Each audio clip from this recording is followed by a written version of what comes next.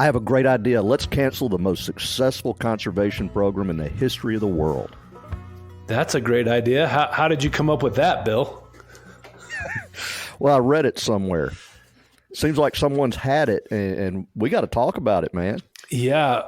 Representative Clyde down in Georgia introduced a bill called the Return Act, where he tries to repeal much of the Pittman-Robertson and Dingell-Johnson excise taxes on ammunition and fishing equipment, guns, ammunition, fishing equipment, as we all know it, right? The stuff that's taxed that puts all of its money back into wildlife conservation. Now, why would he go and do that? You know, on the show, we're going to talk about it, and there are a whole lot of thoughts, but one of them is he kind of makes part of his living off of selling firearms. That's what one guy says. Yeah, and I don't know. I tend to think he's probably just misinformed and doesn't understand what this is. I think it's ideology in conflict with reality and in conflict with what we as sportsmen actually want. The people paying the tax, we want it. Yeah. So hopefully our listeners have already heard about the Return Act and how terrible it is. But what we wanted to do is get some folks on who both know the ins and outs of Pittman-Robertson, Dingell-Johnson, and then can help you understand and unpack this bill, the Return Act. So we had on David Willms, who's a senior advisor at National Wildlife Federation, a wildlife advisor at the National Wildlife Federation, and the host, one of the co-hosts of Your Mountain podcast. Some of you probably heard. And then we had on Mike Butler, the chief executive officer from the Tennessee Wildlife Federation, your state there, Bill. And we just unpacked this thing, and we're trying to give folks a little bit more information and knowledge and hope that we can just kill this thing as soon as possible, because it's one of the worst pieces of legislation affecting the wildlife conservation and sporting community that's been around in a long time. It's the cornerstone of North American wildlife conservation. Cornerstone. Yeah, so the attack on that is obviously something we're going to care about quite a bit. So have a listen to this and get engaged. Enjoy this podcast with David Willms and Mike Butler. Since 1936, the National Wildlife Federation has worked with hunters and anglers to pass the most important conservation laws in American history and to protect our sporting traditions. This podcast explores our history, our values, and the work we do to safeguard the fish and wildlife that fuel our passions. We are NWF Outdoors. Howdy, everybody, and welcome to the NWF Outdoors podcast. This is your host, Aaron Kindle, with my co-host hanging by. What's happening, Big Bill? Man, I am sitting in a New Orleans hotel room after meetings all day, and I am so excited for this conversation. Good. I bet you're cool, actually, because you're sitting in a room down there in the South right now. That's right. Well, good. Right. Today we're going to have an interesting conversation. It's about something that we think probably most of the sporting community has heard about by now. I hope they have. Hope everybody's all ears on this one. There was a bill introduced in Congress recently called the Return Act, and I don't know exactly what the acronym stands for. We'll get into that. We'll figure it out. But it's been introduced by Representative Clyde in Georgia, and it's what I would describe and what we're really thinking about it as is a big attack on Pittman-Robertson. And so we're going to talk about that today with two guests, and I'm going to introduce them real quick here. But first, I'll just give them a chance to say hi. First, I have Mike Butler, and he's from Tennessee. He's the executive director of the Tennessee Wildlife Federation, or the chief executive officer. Sorry, Mike, chief executive officer of the Tennessee Wildlife Federation. How you doing today? I'm good. Thanks welcome. for having me. We appreciate your perspective on this. I know you know as much as most on this subject. And then we have David Willms, and he's the senior director of Western Wildlife for our organization, the National Wildlife Federation. Co-hosts his own podcast. Well, not his own. He has a couple co-hosts called Your Mountain. So he's a podcast professional. What's happening today, Dave? Sorry, I had to laugh for a second when you called me a podcast professional. Now, I appreciate being here. This is a really timely and important topic, so I'm really glad to be able to be here. Well, we're glad to have you. And I'm just going to first just tell people a little bit about David and Mike before we get going. You know, Dave, I mentioned he's a senior director of Western Wildlife for NWF. He leads our public lands program now. Prior to that, he worked for Governor Matt Mead in Wyoming. He was the policy advisor for Matt Mead, working on all kinds of things, wildlife related, endangered species, recreation. And he's also an attorney by practice. Used to work for a law firm or two, and he specialized in a lot of natural resource issues. And he really knows a lot about what we're going to talk about today. And I'm glad he's here. And I guess he should say he teaches other people about this stuff too. He's an adjunct professor at the University of Wyoming's Hobbs School of Environment and Natural Resources. So that'll come in handy. And he was recently got a chance to go over to England, I know, because he's a Cambridge University fellow and got to go over there and practice some wow. Debate and all kinds of good stuff. Maybe he can tell us a little story about that. But that's David. And let's jump over to Mike. He's a Tennessean. He's been in Tennessee most all of his life, except for a few sojourns to some other places. He's been how long have you been the ED or chief over there at Tennessee Wildlife Federation, Mike? I know it's been a long time. I was appointed chief in 2002, wow. So 20 years as chief, but I've been here in the organization for 26. That's good. We're glad to have you. He's been just a tireless wildlife advocate in Tennessee, but beyond too. I mean, I talk to people from other states and they know Mike, and he's done a lot of work around the country. He went off to school in Montana for a little while, Montana State University, got his master's in science in fish and wildlife management at Montana State University, and then came back in 1996, started there, jumping in with Tennessee Wildlife Federation. He's involved in about everything you can think of in Tennessee conservation and beyond. He's a member of the Tennessee Valley Authority's Regional Energy Resource Council, the Lone Oaks Farm Advisory Committee, University of Tennessee Department of Forestry, Wildlife, and Fisheries Board, the Governor Lee's Asian Carp Task Force, all kinds of different things. He served as a board of trustees for the Morris K. Udall and Stuart Udall Foundation for 6 or so years as an appointee of President Bush. So he's also just a highly esteemed and accredited wildlife professional. So glad to have both of you. And we always start this podcast by asking folks what they've been doing outside, because of course that's why we're all here. Ultimately, we love the resource. So let's start with you first. David, tell us what you've been up to. Well, so my summers are all about getting myself conditioned for big game hunting in the fall. So I've been doing a lot of peak bagging for the past month here as the snow's been coming off of the mountains here in the Rockies. I've touched the top of several big mountains, and I've got another couple trips yet to go. But it's all, get a lot of weight on my back, put a lot of elevation on and climbing on my legs, and get myself ready to hopefully pack out a whole bunch of elk parts this fall. That's pretty awesome. I have to give you a little bit of hell here because, you're from Wyoming, and we hear a lot of complaints about the green platers, the Coloradans in Wyoming. But man, it sure seems like a lot of your adventures involve coming down to Colorado. What gives there? Oh, there's so many green plates that have come into Wyoming and taken over all of my places that it's actually opened up a few spots in Colorado for me. So I found a few honey holes there in parts of Colorado that are maybe neglected by Coloradans a little bit.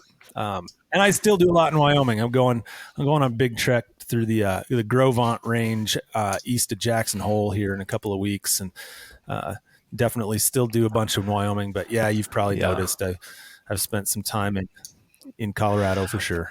You have some pretty parts in your state. I'm not going to deny that. Well, I had to give you a little bit of trouble there because, as a Wyoming native plus someone who lives in Colorado, I know that little rivalry well, and I can't let you escape without that. How about you, Mike?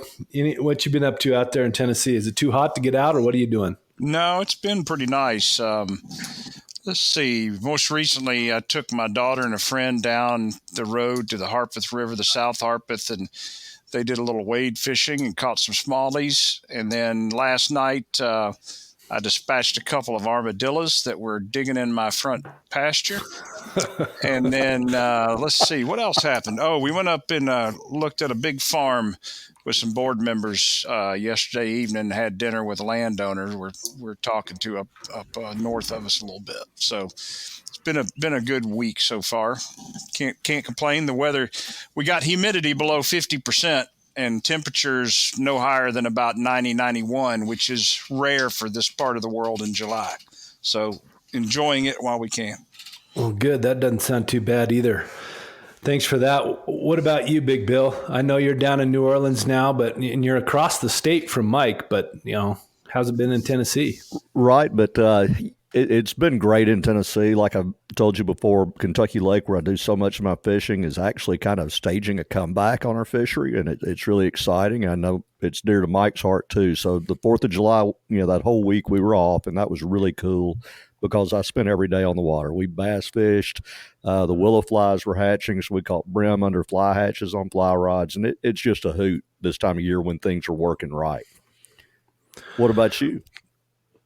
Well, that's good news. I'm glad to hear you're getting out too. I've been doing all the same kind of stuff. If folks know who listen to this podcast, that we took a hiatus. We didn't have a podcast on our last regular interval because National Wildlife Federation offers us a summer break, and we took it. And I got 5 days in the wilderness with my boy backpacking. So that was really awesome. The fishing is starting to be really good. The rivers are all calmed down and getting into their later summer flows and not too hot yet. So it's a perfect time for fishing around here. We caught more cutthroats than we could possibly even count when we were up in the wilderness in some high mountain lakes. So that was pretty awesome. And just doing things like that, summer stuff, trying to keep cool. It's not quite as hot as you guys, but hot enough for me. So keeping cool and doing the good work that we have to keep doing. And that's what we're here to talk about today. So first, this bill that we're seeing that we're all so upset about is really the main reason we're so upset is it takes a shot at what I think all of us would probably universally agree is perhaps the seminal piece of conservation legislation that has really defined, particularly sporting conservation over the last 85 years or so. And that's the Pittman-Robertson Act. And I'm going to turn it to David Willms first because he's wearing a shirt and he can tell us about this. This is how much he loves this particular bill that's helped us for 85 years. He's wearing a shirt. Tell us about the shirt and then maybe give us a little background on what is the Pittman-Robertson Act, just as a refresher? Sure. So the shirt is my ode to the Pittman-Robertson Act. Right? It's a Pittman-Robertson Act shirt. The design on it kind of makes it look like the front of a beer can, and at the bottom of it, it calls the act the let me see if I get it. I want to get it right. The champagne of taxes. Right. It's brought in taxes were champagne because the act is brought in over at this point. I want to say it's close to somewhere between $15 and $20 billion over the life of the act for conservation on the ground. But if you want me to lay the foundation for why do we have it, or do you want to say what it is? Yeah, both. Just, give us the 101 for folks who, I know everybody's pretty much heard of it, but, you have to remind ourselves once in a while because it's been around for so long, what it is, what it does, how it helps conservation. Yeah. So I'd say take yourself back to the early part of the 20th century to kind of frame up why we have this in the first place. And, a lot of people might not realize this, but the hunting community, I'm sure does, that we all know about the Endangered Species Act, right? And if we had an Endangered Species Act back in the early 1900s, early part of the 20th century, things like mule deer and elk and wild turkey and black bear, ducks, and all these species that we see in so much abundance today would have probably been listed as threatened or endangered under that act. They're really struggling. And states were in their infancy of putting together wildlife agencies and game wardens and management schemes, and they were just starting to sell licenses in volume. And you had this situation occurring where the states were in their infancy, but the wildlife agencies, but the state governments, the legislatures, were seeing this revenue coming in, and they're like, well, we still have to pay for schools and roads and, all this other infrastructure.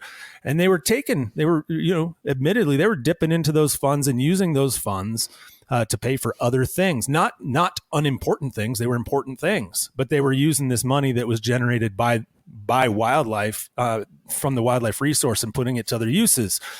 So, along comes in the 1930s, and there's a whole lot of history we can get into if you want, but along come the 1930s, and you have conservation groups from all across the country coming together and saying, look, we need to do something to create a permanent formal funding source for wildlife management, for states to manage wildlife in this country. And enter the Pittman-Robertson Act. There was actually an excise tax that existed on firearms beginning in 1919, and that was just going into the general treasury.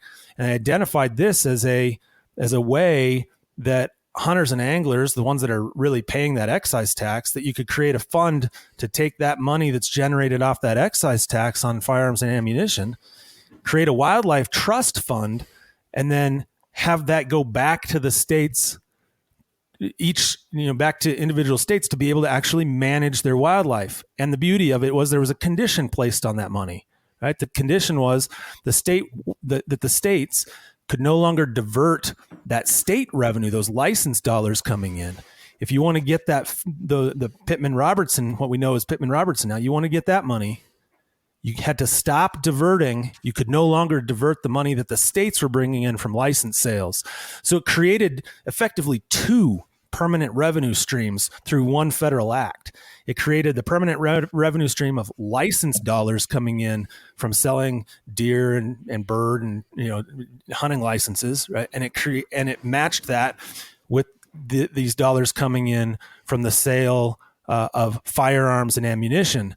And that Pittman-Robertson fund has control over time, is in a lot of states is 40 or 50% of a state agency's budget to be able to manage the wildlife resources of that state. Federal government's not telling you how to manage the wildlife. Money's going back to the states. States are making the decisions, but they got to keep the money they're raising, that they're getting from selling licenses, and then they can leverage those dollars with the dollars coming from the Pittman-Robertson fund, from the Pittman-Robertson Act, and actually have a pretty robust permanent funding source to manage wildlife. And its success was bringing all of these species I mentioned at the beginning that were teetering on the brink back in the early part of the 20th century to a point where we're in the golden age of elk right now because of some of this stuff. For example, where I live, right? It's been a remarkable success story.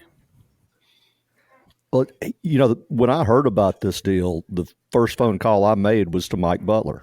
I mean, literally the second I read it, I picked up the phone and called Mike, because we're in the same state, and I know Mike is about as tied in within our state on what's going on and finances and that sort of thing for the wildlife resources agencies. Mike, talk a little bit about what it means, say, in the state of Tennessee. We talked, David talked about it's a big percentage. What does it mean to us and maybe other states too? Bill, it's significant. I mean, if I pulled up the numbers a while back, our wildlife agency in Tennessee has somewhere in the $90 to $95 million annual budget, somewhere in that neighborhood. It's hard to peg down sometimes because they carry money forward year over year, or they have less they carry forward, but that's roughly the ballpark. PR, just Pittman-Robertson alone, not talking about Dingell-Johnson, the allocation for PR this last time was $31 million. And I believe Dingell-Johnson was around 8.6 million. So you're pushing the neighborhood of $40 million on a $90 to $95 million budget. So almost 40% of the budget, or right at 40% of the budget, is wow. It's a big chunk. Big chunk. Now the PR allocation is, I think it broke out 26 million. I think it was roughly 24 to 26 million for the wildlife restoration side. Then the hunter ed piece and the other bumped it all the way up to 31. I think another thing that's important about this thing is, you don't hear hunters, anglers, shooters grumbling about paying this tax. It's not something that people go around going, man, I'm paying this tax. It's kind of a built-in thing. I mean, you might find somebody, but it's a built-in thing that I think most are proud to pay. Let's talk about that a little. With the history of PR, it's been around for a long time. It's generated all this revenue. People just kind of assimilated into how they do their activities. You kind of talked about what it's done, David, but like, what would it look like if we didn't have something like this? What would states be dealing with? An unbelievably big budget gap that most states probably cannot fill. Right. And one thing we already know is even with the current funding we have, we're still looking for more. We're turning over couch cushions all the time, trying to find more funding to help these states manage the wildlife. There's every year there's additional strains put on the wildlife resource in every single state and additional demands for management. And we're trying to fix that. I mean, you want to talk about something pretty catastrophic for a state wildlife agency, take away 40-50% of their funding. They can't get biologists out in the field collaring animals, doing research on things. Maybe they can't even do basic things like check stations or have enough wardens to do enforcement. Maybe you risk poaching going up. Maybe you can't do the same habitat improvement projects you might have been doing in the past. Maybe you're not getting that boat ramp this year. Your access opportunities could go down. And don't forget the other thing here is, it contributes to being able to have lower license fees too, right? For one of the great things about being able to hunt, at least as a resident, I know we all charge non-residents to come to our state a little bit more, but for residents, we try and keep the price of tags as low as possible so that there's access for all and opportunity for all to be able to hunt that want to. You take away half of the revenue stream, you're going to have serious conversations about what you do to license prices as well. So it could reduce opportunity. There's so many implications for this, right? Well, and I would add to that, Dave, when you look at a state wildlife agency's budget, a sizable chunk of it's going to be for law enforcement. PR cannot be used to pay for law enforcement as a general rule.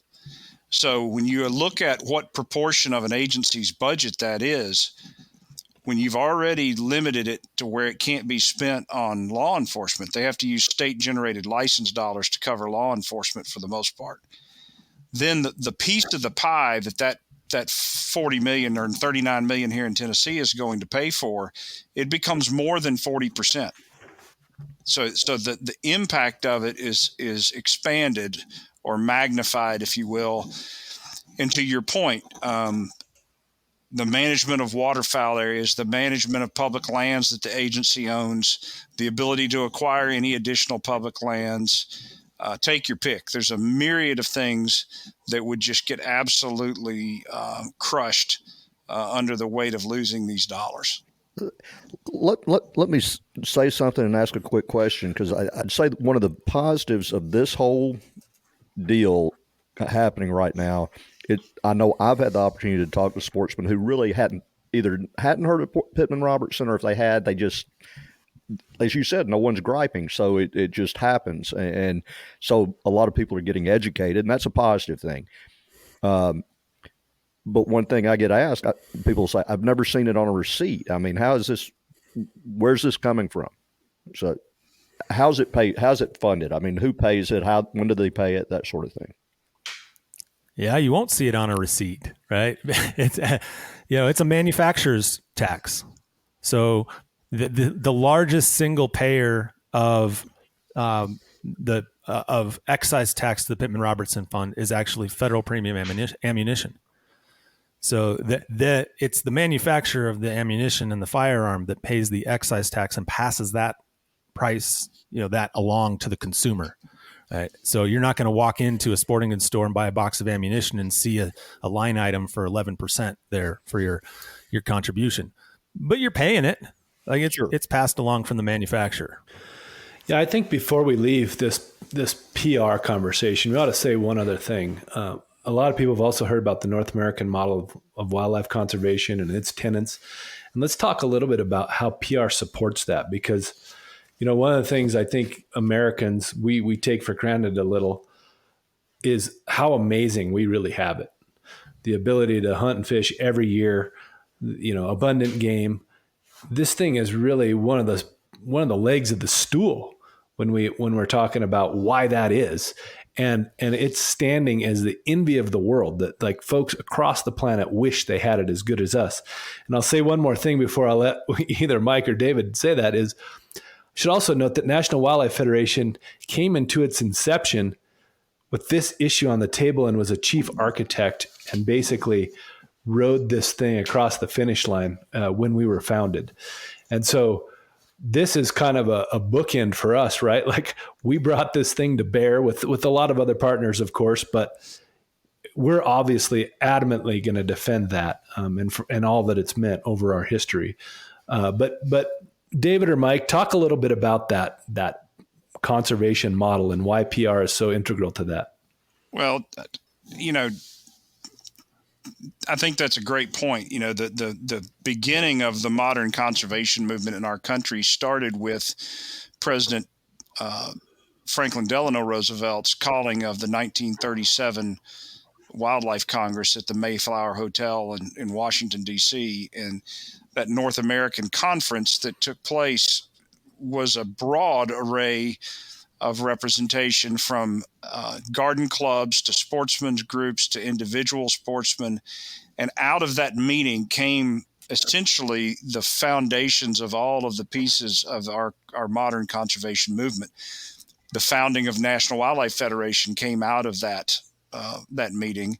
And in 1937, well, remember, that's the year Pittman-Robertson was passed. So you can't get more tied at the hip with something being driven by a movement and making it come into reality. Because if you'll remember, anybody in any of your states, if you're back home and you're talking to some folks that have been around for a while, they'll tell you it was front page news in those days when you saw a deer track in Tennessee.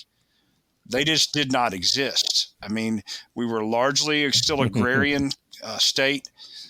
We were very rural at the time, even a lot more than we are now.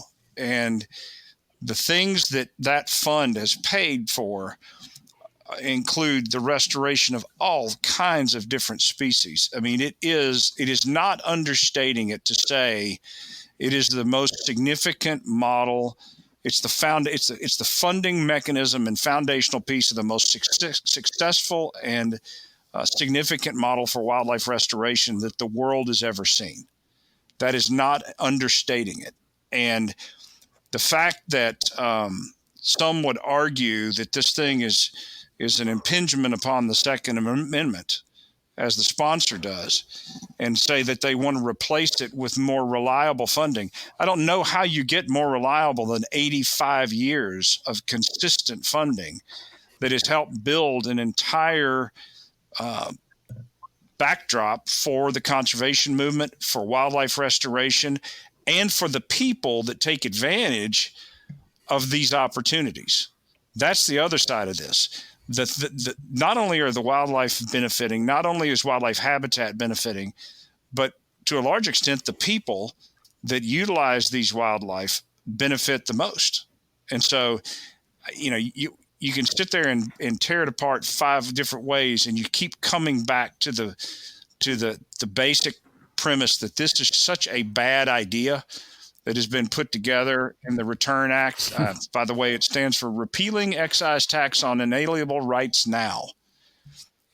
Which is, don't get me started. We could go down. I could have a lot of fun jokes about that. We're gonna let you here in a second. I just want to know how much money we're talking about. Bring that up again. How much money are we talking about? Well, and overall, $1.15 billion, just from the firearms tax and ammunition tax last year. Isn't that right, David? The latest year, yeah. Yeah. Total PR DJ, total money coming in about 1.5. Not about. It was roughly $1.5 billion in 2021. And when you talk about it as a stable source of funding, it's not even that it's a stable source of funding. It's that it's a growing source of funding. Before this, I went and dove into a few of the numbers, by the way. I just went back 10 years. Just 10, not even all the way back, but just like think where you were 10 years ago. 2012, the collection from PR was $555 million. That was a record year. The year before that, in 2011, It was $388 million. That was a record year.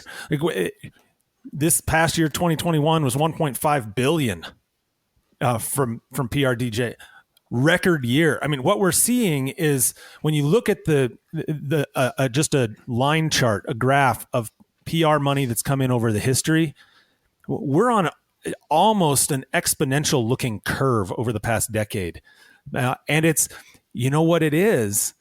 It's because, and this kind of gets to the crux of the sponsors argument a little bit.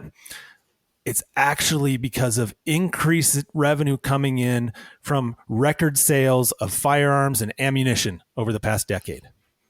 Right. Which is a great argument, Dave. I mean, it flies in the face of the argument the sponsor makes for the bill.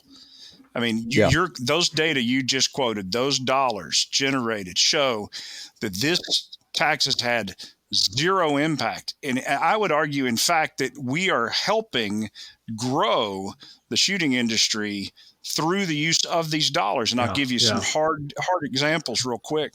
In Tennessee, in the last 5 years, our wildlife agencies probably spent around $10 million on the Greenville range, the Lone Oaks range, the Crossville range, the Carroll County range. There's 2 or 3 others. So a half a dozen multi-million-dollar clay target rifle pistol shooting ranges for people, just general citizens, to go and utilize. The payment for those ranges comes directly out of Pittman-Robertson dollars. And so the argument that the sponsor makes around how this works is just completely fabricated from my perspective. Yeah. And to build on that, there's another range, one of the most incredible ranges that I've seen recently built near Grand Junction, Colorado, also using Pittman-Robertson dollars. The economic impact of that range on the local community, it's such an impressive facility that people are coming from all over the country. Competitive shooters are coming from all over the country to take part in competitions there and are contributing millions of dollars to the local economy. Not to mention, it leads to buying more ammunition, to participate in these types of events. So to your point, not only is it growing the firearms industry and the recreational shooting industry, it's growing local economies. It's creating jobs. That's a great point. I'll give you one at-home example, and Bill, you will relate to this well. 2 weeks ago, we had our state shoot for the Tennessee Scholastic Clay Target Program. We had 2,400 middle and high schoolers come in to shoot trap, skeet, and sporting clays. And in 1 week, we shot over 273,000 clay targets. That's one event. Yeah. And we have multiple events, not quite that size, but significant in that size across the state on an annual basis. And all of that goes to pay for conservation. The team I used to coach under that program with the TWF puts on, the team I coached, we'd order 3 pallets of 12 gauge ammo every year. Pallets. One team. Yeah. It's incredible. And the other thing that this does is, if you're coming at it from a Second Amendment standpoint, right, it's actually by putting this money into shooting ranges and creating opportunities for competitive shooting and training in firearms, in addition to hopefully creating more hunters, you're creating more recreational shooters and more firearms purchasers and more people that are going to be advocates for Second Amendment protections, right? I mean, it's counterintuitive to cut that off at the knees, frankly. It makes no sense. Okay, let's jump over to it. And first, if you guys noticed, David was spending more time in Colorado. He mentioned that, with the Grand Junction shooting range. Anyway, let's jump over to what this thing is, the Return Act. And Mike spelled out the acronym. It's from this fella in Georgia. I don't know this guy very much. I don't know of him, but and kind of why he did this, but let's talk about what it actually does mechanically, because there's some things it doesn't just directly take away Pittman-Robertson. It kind of guts it. Maybe David, you can start us in on this. It's HR 8617, I believe, and it's from this fella 8167. I'm sorry, I butchered that, and from Representative Clyde from Georgia. David, tell us what it does. So at a very fundamental level, everything we've been talking about, this revenue generated from the excise tax, I believe it's 10% on handguns, 11% on all other firearms. It repeals that excise tax. It also, we didn't talk a lot about this, but we have this other act out there, Dingell-Johnson Act. We have excise taxes on fishing tackle and outboard motors and that sort of thing, and it reduces the excise tax on those. So that's the first thing it does. Okay. And the sponsors will be, and co-sponsors will be quick to point out that they try and replace that revenue. They create a mechanism to replace that revenue. So they don't just strip the excise tax and say, okay, excise tax is gone. And there's no more funding. They attempt to replace the funding, right? And they do it by saying, now instead we're going to create a maximum, right? Remember how I was saying we've been seeing record revenues coming in and year out, and we're at 1.5 billion this year from the two. Well, this bill would actually create a cap of 800 million that could come in to Pittman-Robertson. That's not replacing. That's not replacing, and it's a maximum. And in fact, when you read it, it creates two funding sources. One of them being from offshore oil and gas revenues, and I'm sort of blanking on the second one, but it says the lesser amount of those two. So they've framed it in a way that you'll likely never hit that 800 million number. It's going to be something significantly less than that, but can never be more than that.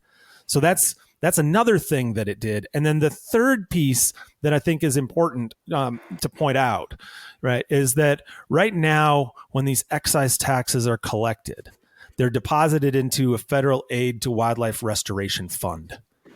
That is then the U.S. Fish and Wildlife Service then administers and based on a formula divvies this money out to states.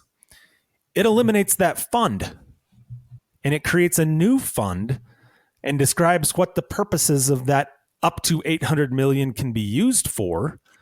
And it states that it can be used for, and I'm paraphrasing, but species of special concern as identified or determined by the states. Well, I don't know about you all here, but at least where I am, I can buy 3 elk licenses. That's not a species of special concern here, right? That's a species that is well above objective, and we're trying to figure out creative ways to manage. Right? You seem concerned with it. Now I guess I am concerned because I feel like the way this is written, that $800 million actually wouldn't be able to go back to states to be used in the way they've historically used it for managing those types of species, for having hunter education programs, and and creating access and that sort of thing. It would really create some limitations as well. So I'll stop there, though. Mike, you might have some other things that you think that you've seen about it, but those are. Or that I've missed, but those are kind of the 3 pillars of this bill that I point out. No, I would agree with that, David, your assessment. I mean, it repeals excise taxes on firearms and ammunition, repeals excise taxes on bows and arrows, archery tackle. In other words, limits taxes imposed on fishing rods and poles so it shall not exceed $10. And it's not clear whether that's per item or not. Limits tax for electric outboard motors to 3% from 10%. Limits tax rate for tackle boxes to 3%, down from 10%. Appears to cap the replacement offset, the funding that you said, the offset funding is capped at $800 million. But I think the more insidious thing that you pointed out, this is really bad, what we're talking about on the front end about the money itself. But the purposes, that's the real problem. They're both real problems. But the purposes, redefining the purposes and messing with the accounting and how all that happens. I mean, right now, a state wildlife agency will put together a project. It'll have a project budget assigned to it. They will send it up to the U.S. Fish and Wildlife Service. The Fish and Wildlife Service looks at the allocation of PR dollars to that state.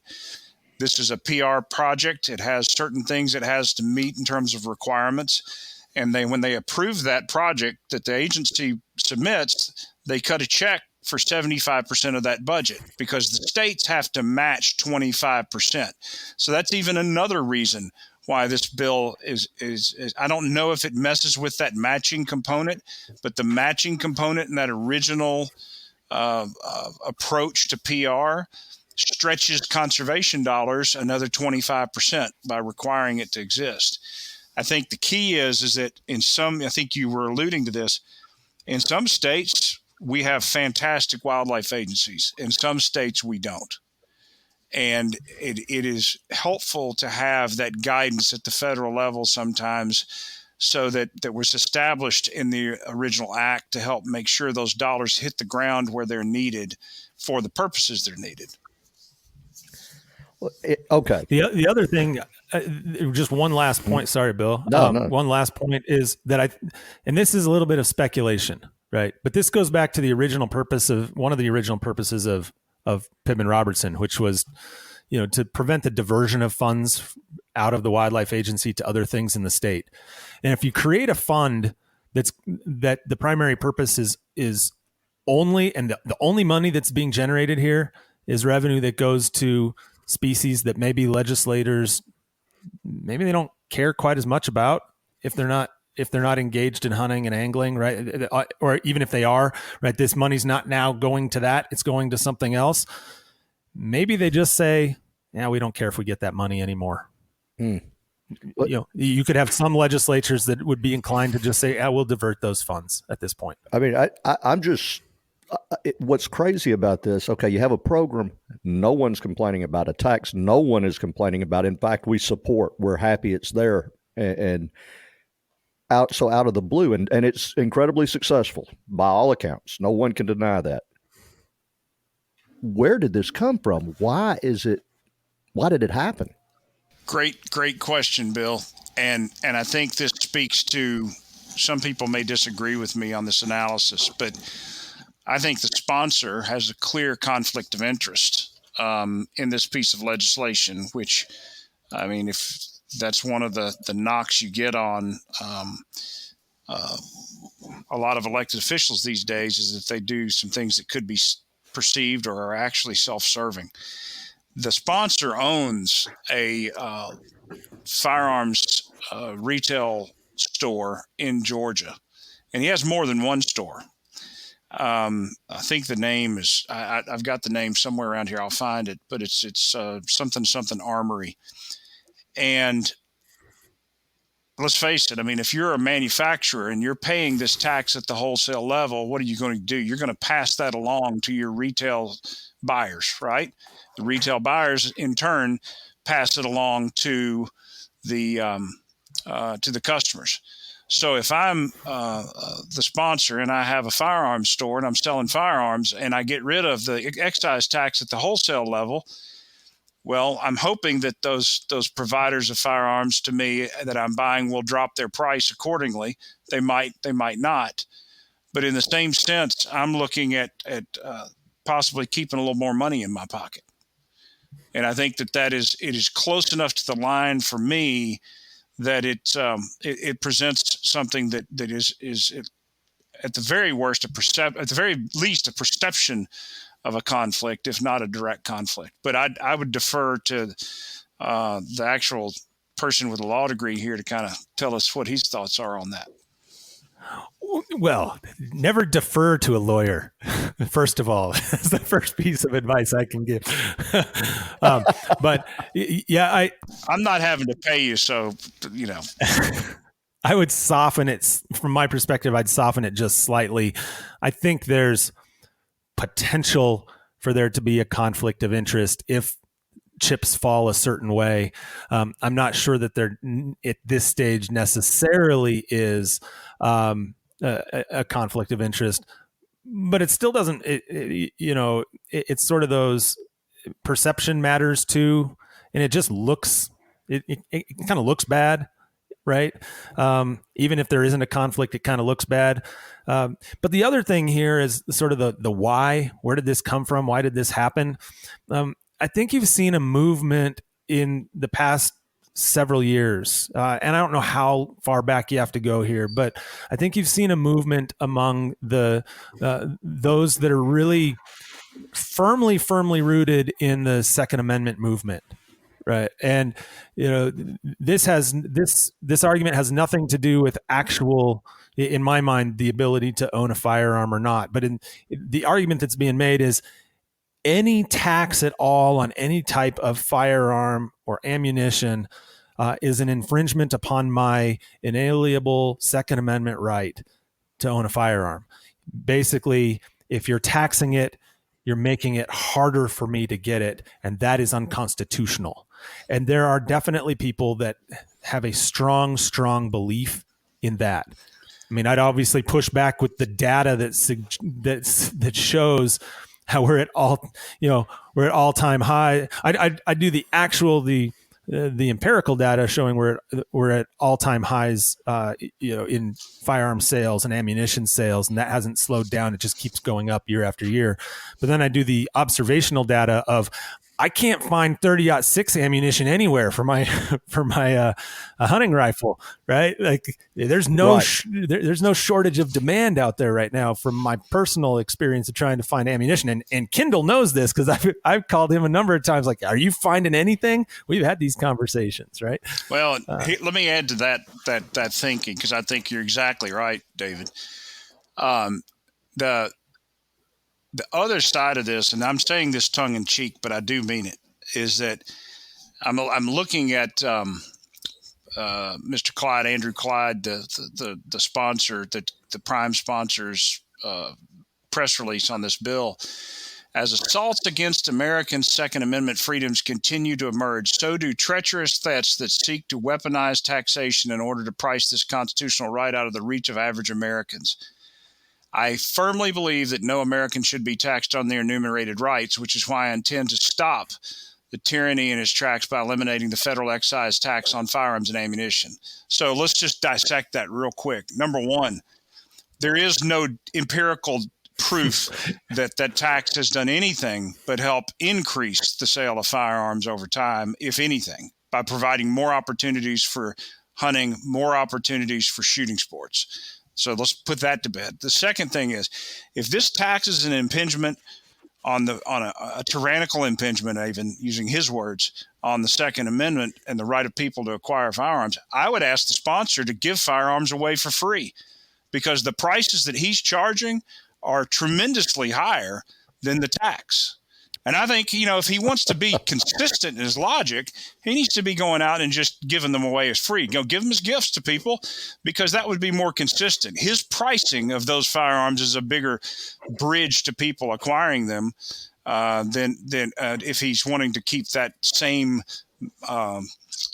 consistent logic. That's why I think it's such a ridiculous statement that he's made, that I'm going to use a ridiculous example to counter it. I keyed in on emerging. Something that's been around for 85 years is an emerging threat, apparently. Well, I mean, Mike, taking that to an absurd extreme, and I don't know about Georgia, but in Tennessee, we have a constitutional right to hunt, right? Well, in Tennessee, we do, and it's a personal right that we put on the ballot in 2009. But you have to be very careful about how you do that, for the exact reason you said. And here, take it a little bit further, Bill. Yeah. If I've got a fundamental right, then why do I have to abide by any trespass laws? Because trespass is not enshrined in the Constitution by any stretch. Not in Tennessee. I'd also ask another question, too. I'd ask the sponsor to talk to those that are paying the tax directly, what they think about it. The firearms industry and the ammunition manufacturers. And that T-shirt that I told you about at the beginning of this podcast, the one thing I didn't tell you is that it was made, this champagne of taxes, the Pittman-Robertson Act, it was made by Federal Premium Ammunition, the single largest payer of this excise tax. Right? The firearms industry, it's not just the hunters and anglers that support this. It's the firearms industry as a whole that also supports this tax because they benefit from the Pittman-Robertson Act, because they recognize, like we've talked about, that it creates additional opportunity and more recreational shooters and a greater demand for ammunition. And it's good for business to support this excise tax. And I would follow that up, David, as we've been, talking about this with our partners and connections and so on. I haven't found one single sporting organization, one single manufacturer, anybody who supports this. That's why it's a little bit more dumbfounding even that, those organizations who have historically supported this tax would have been better consulted and perhaps prevented this from coming out. Seems pretty obvious if you went down that line. Well, here's an interesting thing too, guys. When this bill was filed, there were 58 original co-sponsors. Now there's 55. And I can tell you there's 2 in Tennessee of the 3 coming off the bill because we've spoken to them. And the fortunate thing is that, a lot of times when you're sitting on the floor of a legislative body, and you've seen this, David, in your work, that, somebody will come by, hey, will you get on this bill for me? Here's what it does. And they'll say, hey, yeah, that sounds good. And they'll give a verbal commitment. Their staffs maybe haven't dug into it as deep, or the conservation staff didn't talk to the Second Amendment staff in the office, and they got wires crossed. So when we spoke to members here in Tennessee and their staffs, and we got into the details of what the impact that this legislation would have, they had no idea.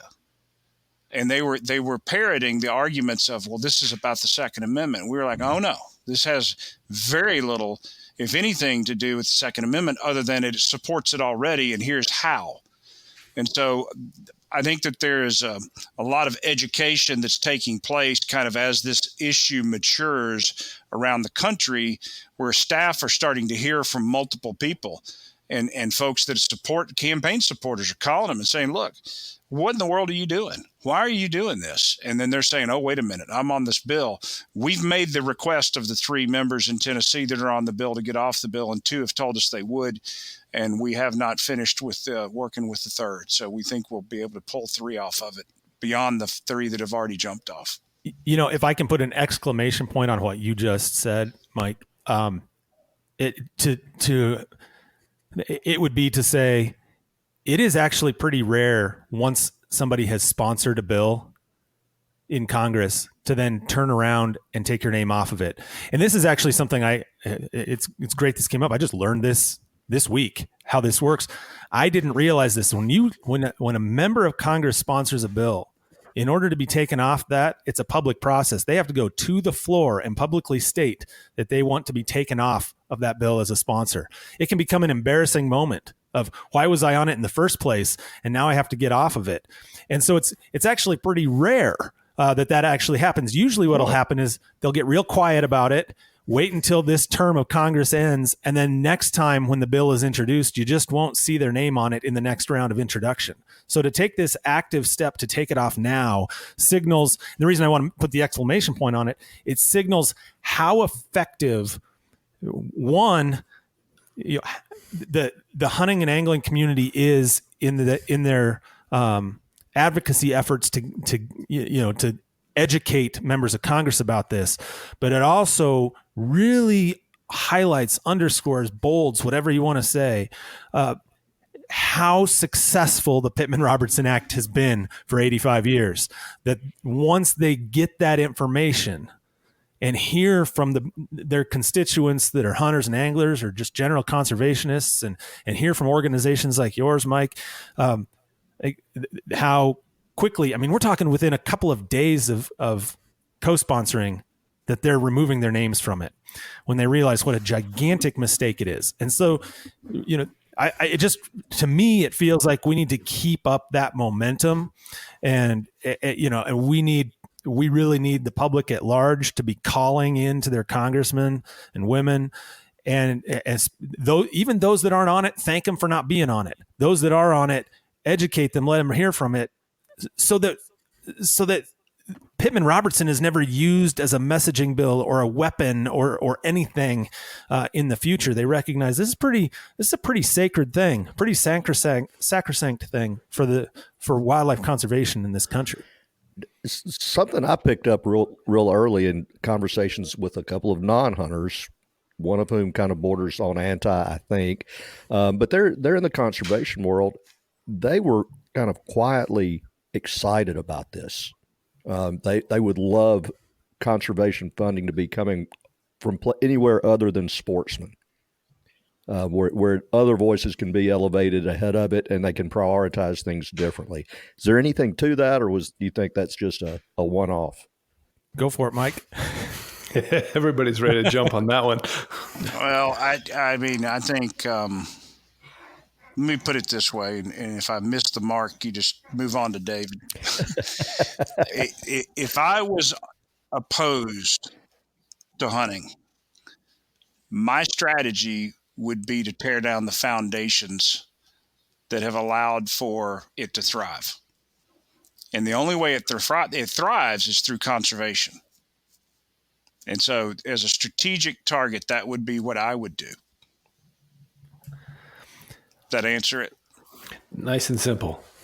I think that's very nice and simple. I would also say, though, if you're truly a conservationist, you don't want to do something that's going to negatively impact wildlife and habitat. And maybe if what you want to do is have more voices or more seats at the table, rather than touching this one, look at other opportunities to increase funding, other revenue streams that you can bring to the table in other ways to further enhance conservation, not weaken it to try and get yourself a seat at the table. Because we know how hard it is to increase funding. Like, right. I would push back on that particular individual or anybody that thinks that way. Is if you're truly a conservationist, like, the answer isn't to reduce money for conservation. Really what that does is takes away some seats at the table. No matter how you slice it, it takes away some of that funding, that power, that prowess to do wildlife conservation. But, I think we've been talking almost an hour here, and so we're going to wrap up. But I'm looking at this as an opportunity, right? We take, I think, sometimes the Pittman-Robertson Act and that conservation funding for granted. It's just something we're all used to. We've bought ammo and guns and fishing stuff for years and years, and the Dingell-Johnson I would include there. And we have to remain vigilant and committed to it. And, Bill's tired of hearing me say this because I think I say it about every third or fourth episode. But, we can't have this amazing privilege, this thing we talked about in the beginning, this model for the world of how to manage and have abundant wildlife. We can't have that without the obligation to take care of it and stay diligent and pay attention to things like this.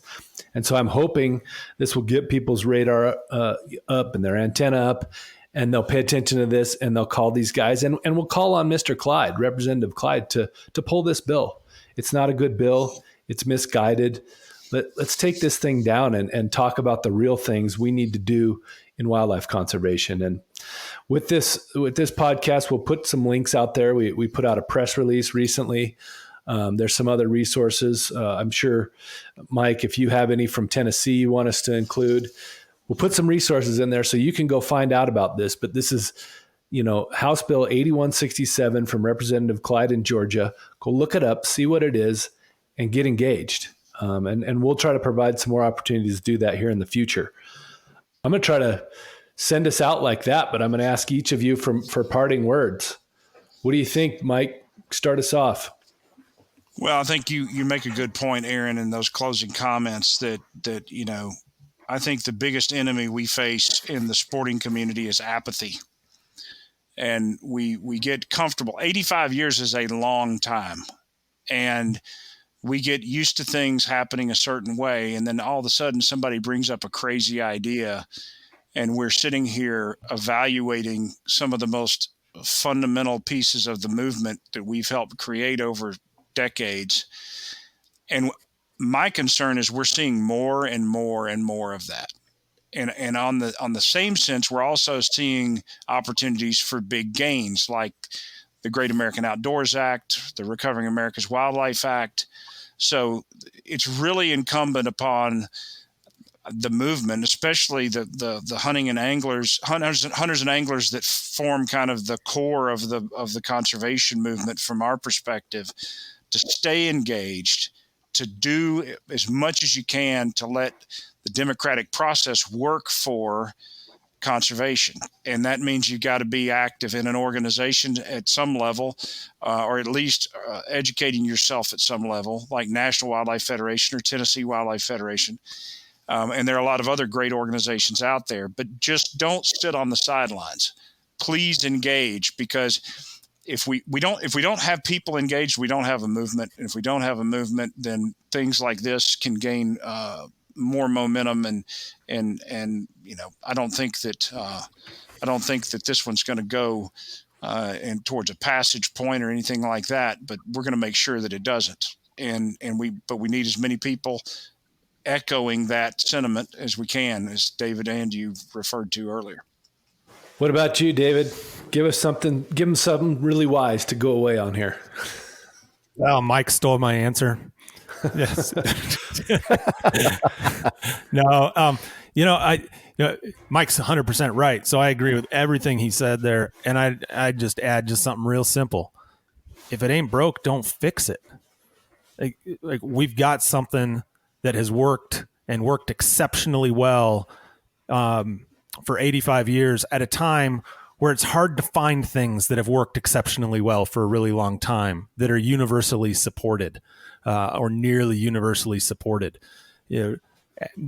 Find something else, some other federal program that has this level of support and success. That's hard to do. It's hard to do. This is a bedrock law, a bedrock fund, bedrock excise tax for conservation. It's been successful in bringing wildlife back from the brink. It's going to continue to do that if we don't mess with it. And I'll just reiterate what my T-shirt says. It's the champagne of taxes, right? And I'm not a guy that likes taxes. This is one that that I will proudly contribute to, that I'll be part of.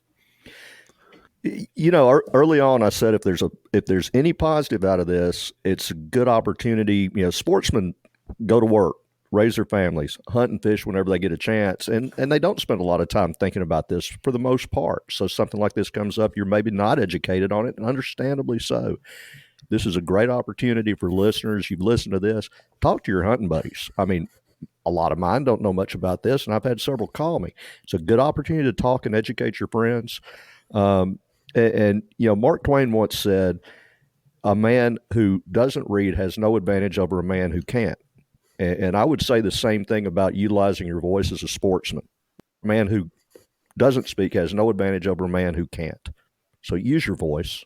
I love it. Those were some wise words. And I feel inspired to go dive in a little bit more on this and some other things. It's kind of, hopefully we can use this as one of those fire up the base kind of moments. The sportsmen and women will come out of the woodwork and do this. So thank you all for being on. We'll put some more information in the show notes. Hope this helped folks unpack this. Go out there and get engaged. And thanks for listening. We'll talk to you next time. For more great content, check out NWF Outdoors social media on Facebook, Instagram, and Twitter. Connect with us. We want to hear from you. Send us your ideas for podcast guests and questions in the comments. We are NWF Outdoors.